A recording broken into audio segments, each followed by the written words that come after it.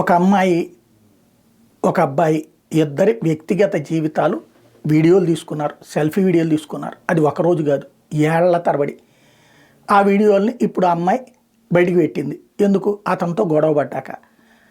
తనకి ఒక అమ్మాయితో కలిసి ఉన్నటువంటి అబ్బాయిని, ఆ అమ్మాయిని వదిలేసి తన వెంట వస్తానంటే ఒప్పుకుంది. ఆ మొదటి అమ్మాయికి ఇప్పుడు ఒక విచిత్రమైనటువంటిది ఏంటంటే, కిరణ్ రాయల విషయంలో అతను ఆల్రెడీ పెళ్లి పిల్లలు ఉన్నారని చెప్తున్నారు. ఇప్పుడు ఈ లక్ష్మి అనేటువంటి అమ్మాయి చెప్పేది ఏంటి? గతంలో ఒక అమ్మాయి బిడ్డ ఉన్నటువంటి అమ్మాయినితో అతను సంబంధాలు ఉండేది, ఆమెను వదిలి నాతో వచ్చాడు, మళ్ళీ నాకు సంబంధించి ఇట్లా చేశాడు అన్నట్టు. అంటే ఇదంతా కూడా వివాహేతర బంధం. చట్ట ప్రకారం అయితే నేరం కాదు.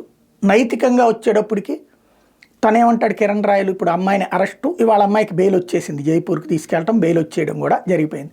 తనేమంటాడు, 100 కోట్ల రూపాయలు నన్ను దెబ్బతీయడం కోసం జగన్మోహన్ రెడ్డి ఖర్చు పెట్టారనేది. అది కామెడీ. ఒకటి కుట్ర, ఇందులో రాజకీయ కుట్ర చేయాల్సిన అవసరం లేదు. కిరణ్ రాయల మీద రాజకీయ కుట్ర జగన్మోహన్ రెడ్డి చేయాల్సినంత స్థాయి కిరణ్ రాయలది కాదు. లేదా పోనీ అక్కడ ఉన్నటువంటి ఏ అవినయ్ రెడ్డి లేకపోతే వీళ్ళు చేయాలనుకోవడానికి అంత ఇష్యూ ఏమీ లేదు. అక్కడ వాళ్ళిద్దరి వ్యక్తిగత సంబంధం బెడిసింది, ఆ కారణంగా తేడా వచ్చింది. ఆ అమ్మాయి డబ్బులు ఖర్చు పెట్టింది, ఆ డబ్బులు రిటర్న్ కావాలంది తన అవసరం కోసం. ఇతను ఇవ్వలేని పరిస్థితుల్లో ఉన్నాడు. ఆ సందర్భంగా ఇద్దరి మధ్యన జరిగిన సంఘర్షణ. ఈలోపు ఇంకొక అమ్మాయితో అతను సంబంధం పెట్టుకున్నాడు కాబట్టి ఆ కోపంతో రోడ్డెక్కి హడావిడి చేసింది.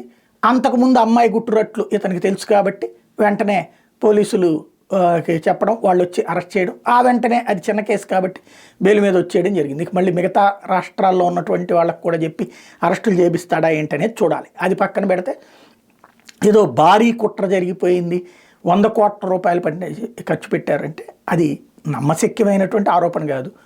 ఒకటి, ఇప్పుడు అతని పేరేంటి, దువ్వాడ, అటు మాధురి, వాళ్ళ వివాదాన్ని జనసేన వాళ్ళు చాలా ట్రోల్ చేశారు.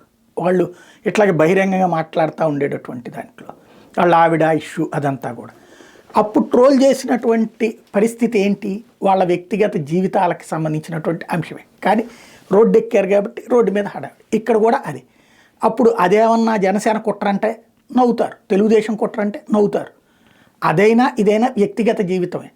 దానికి రాజకీయాలకు ముడిపెట్టుకుని చెప్తే సరే, నమ్మే మూర్ఖులు ఉంటే వాళ్ళ కర్మ. వాస్తవానికి అలాంటి మాటలు మాట్లాడకుండా హుందాగా దీంట్లో వెనకాల వ్యక్తిగతంగా తేల్చుకుంటే సరిపోతుంది. లైక్ ఆ మధ్యన ఆదిమూలం లేకపోతే మేరుగు నాగార్జున చేసినలాగా.